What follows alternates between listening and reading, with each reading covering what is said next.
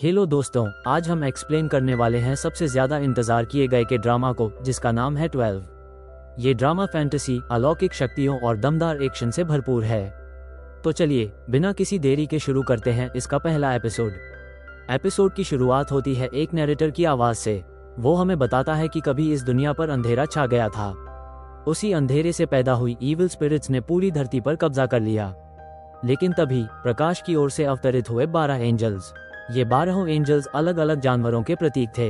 उन्होंने दुष्ट आत्माओं से भयंकर युद्ध किया और उन्हें हराकर एलमाउथ नामक जगह पर सील कर दिया। तभी से ये एंजल्स इंसानों के साथ ही धरती पर रह रहे हैं। अब सीन बदलता है और हमें दिखाई देता है पहला एंजल टायसन। टायसन टाइगर का प्रतीक है और इस समय वो एक सूदखोर के रूप में काम कर रहा है। वो जेल में बंद कैदी यंगसू से मिलने आता है। यंगसू उसे देखकर हैरान हो जाता है और पूछता है, तुम कौन हो?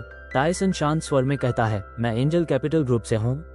यंगसू कहता है, हाँ अब मुझे याद आ गया, लेकिन तुम यहाँ क्यों आए हो? टायसन जवाब देता है, क्या तुम्हें याद नहीं?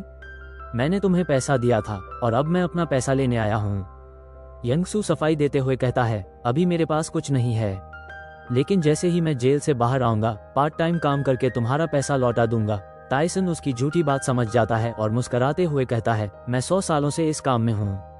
तुम्हारे जैसे गुनहगारों को पैसा दिया है, लेकिन कभी वसूली में नाकाम नहीं हुआ और तुम्हारे साथ भी ऐसा नहीं होगा। इसके बाद वो उसे गुड लक बोलकर निकल जाता है और अपने साथी जेविडोल को कॉल करता है।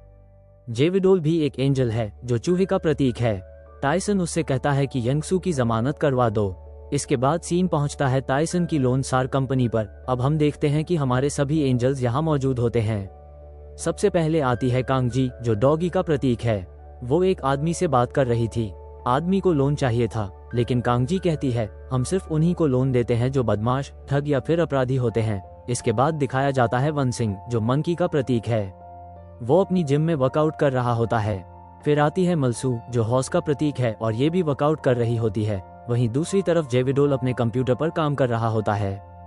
अचानक वो सबको एक फोटो भेजता है और बताता है कि इस आदमी की तलाश उन्हें करनी होगी। जेविडोल बाहर आता है और कहता है, हमें इस आदमी से पैसे वसूलने जाना होगा। बॉस ने ऐसा करने का आदेश दिया है। मलसू पूछती है, डोनी कहाँ गया? उसने तो कहा था कि रास्ते में मिलेगा। इतने में डोनी आ जाता है और सबके साथ ज्वाइन करने के लिए ऊपर से छलांग लगाता है। अगले सीन में हम देखते हैं टायसन को, जो अब जेल से बाहर आ चुका होता है। उसे एक कॉल आती है मारो से। मारो एक इंसान है जो डिटेक्टिव भी है और साथ ही एंजल्स को मैनेज करने का काम भी करता है। मारो पहले टायसन की हेल्थ के बारे में पूछता है, कैसी तबीयत है तुम्हारी? क्या तुम अब भी एंटी डिप्रेसेंट लेते हो?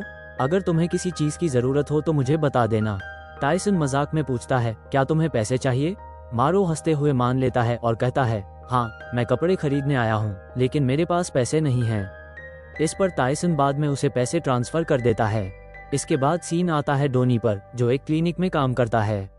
डोनी पिग का प्रतीक है और दिन भर खाते पीते रहना उसकी आदत है। अंदर एक पेशेंट चिल्ला रहा होता है क्योंकि वहां मौजूद है वूल, जो स्नैक का प्रतीक है। वूल अपने अनोखे तरीके से उसका ट्रीटमेंट कर रही थी, जिसे देख बाकी पेशेंट डर जाते हैं। एक पेशेंट तो डरकर वहां से भाग भी जाता है। डोनी वूल के पास आता है और कहता है, तुम ऐसा क्यों करती रहती हो? जरा पोलाइट रहो, पेशेंट्स को अच्छे से ट्रीट किया करो। फिर डोनी एक डरे हुए पेशेंट को संभालता है और कहता है, सब कुछ ठीक है। जिस पेशेंट का पहले ट्रीटमेंट हुआ था उसे भी होश आ जाता है और वो खुशी से कहता है, मैं बिल्कुल ठीक हो गया हूँ। मेरी गर्दन में 1 साल से दर्द था, लेकिन यहाँ आकर मैं ठीक हो गया। हालांकि मैंने सुना है कि इस क्लिनिक में स्कैंडल होते हैं। इस पर डोनी जवाब देता है, बिल्कुल नहीं, हम यहाँ ईमानदारी से काम करते हैं। इसी दौरान वूल अगले पेशेंट को देखने आती है। पहला पेशेंट बाहर निकल रहा था, तब डोनी उसे एक छोटा सा गिफ्ट देता है और साथ ही समझाता है, कुछ चीजों से परहेज करना और सबसे जरूरी, सुअर का मांस बिल्कुल मत खाना। ये बहुत ही प्यारे होते हैं और कई लोग इन्हें पालते भी हैं। वूल ने एक दूसरे पेशेंट को भी ठीक कर दिया था और खुशी में डांस करने लगा। माँ रोक अपनी शॉपिंग पूरी करके एक एंजल से मिलने आती है, जो कि मीर होती है और एक ड्रैगन का सिंबल भी है। मीर बच्चों की क्लास ले रही थी और उन्हें एक स्टोरी सुना रही थी।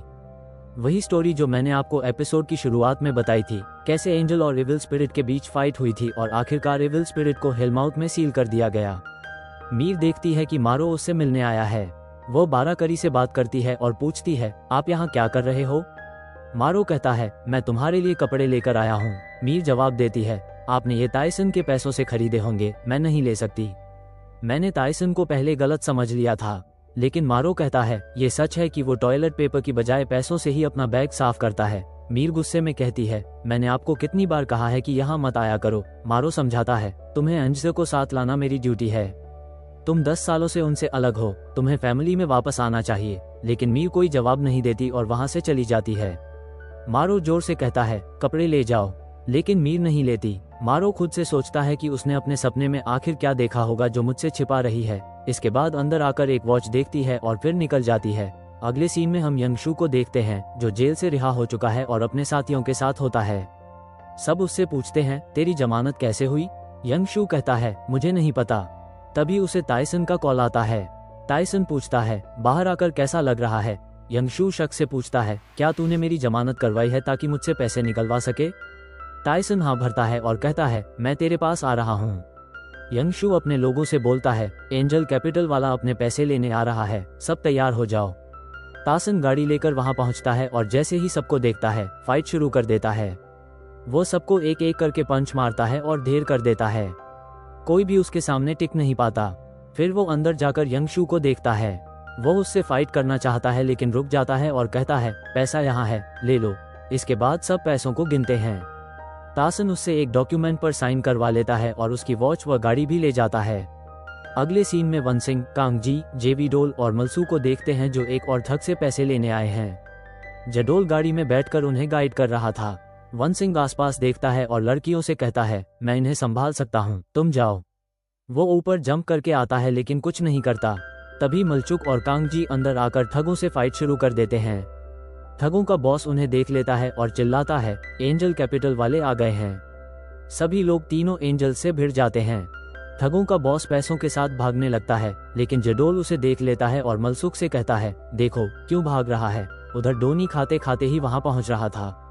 बॉस उसके सामने आ जाता है और गुस्से में चिल्लाकर पूछता है, तुम कौन हो? लेकिन तभी मलसुक आती है और बॉस को लात मारती है। वो गुस्से में पूछती है, तुम यहाँ क्या कर रहे हो?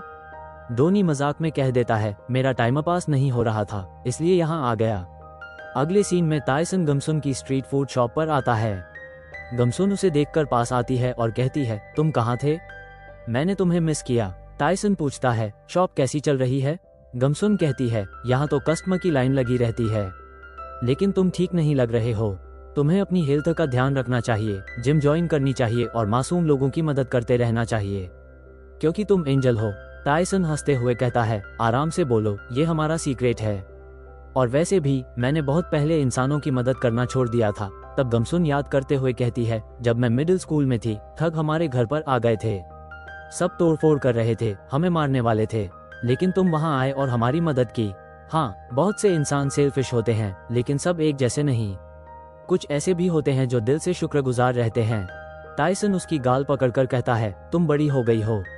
बाद में वो उसे पैसे देने की कोशिश करता है, लेकिन गमसुन लेने से मना कर देती है। उसी वक्त पास बैठा बूढ़ा आदमी मनबोग ये सब देखता है। वो गुस्से में ताइसन पर हमला कर देता है और कहता है, ये तुमसे बड़ी है, तुम इससे ऐसे कैजुअली बात क्यों कर रहे हो? ताइसन जवाब देता है, मैं इसे बचपन से जानता हूँ। लेकिन मनबोग उसकी बात पर यकीन नहीं करता। तभी ताइसन गौर से देखता है और कहता है, तुम तो मनबोग हो, तुम उस स्टोर ओनर के बेटे थे और हमेशा काम किया करते थे। मनबोग भी ध्यान से देखता है और कहता है, और तुम ताइसन हो, तुम्हें देखकर अच्छा लगा, लेकिन तुम बूढ़े क्यों नहीं हुए? अगला सीन पुलिस स्टेशन का है। मारो वहां एक न्यूज देख रहा होता है। किसी जगह खुदाई में एंशंट आर्टिफैक्ट्स मिले थे। एक पत्थर की जांच होनी थी, लेकिन तभी मशीनें तेज बीप करने लगती हैं। फिर सीन कट होकर दिखता है कि कुछ आदमी एक गुफा जैसी जगह पर आते हैं। उनमें से एक अपने हाथ पर कट लगाकर खून दरवाजे पर लगाता है। तभी वहां हलचल होती है। वे अपने लीडर के पास जाकर कहते हैं, हमें ओवी मिल गया है। उधर ताइसन अपनी कंपनी में आता है। अपने कर्मचारियों से कहता है, मैं तुम्हारे लिए खाना लेकर आया हूँ, लेकिन वहाँ कोई नहीं होता। वो तिजोरी खोलकर पैसे रख देता है। इधर लीडर गुफा के पास पहुँचता है, दरवाजा खोलने की कोशिश करता है और हाथ पर कट लगाता है, लेकिन अंदर से कोई ताकत उसे दूर फेंक देती है। आदमी उसे रोकते हैं और कहते हैं, आप ऐसा नहीं कर पाएंगे, जान भी जा सकती है। लीडर गुस्से में कहता है, हमारे पास टाइम नहीं है, और फिर से कोशिश करता है। इस बार वो अपने हाथ पर आर पार चाकू मरवा लेता है। तभी तेज आंधी तूफान उठने लगते हैं और गुफा खुल जाती है। उनके सामने ओगवी आ जाता है, जो कि करो का सिंबल है। इसके बाद एपिसोड खत्म हो जाता है। अब मिलेंगे एपिसोड 2 में, जो कल आने वाला है। तब तक के लिए बाय।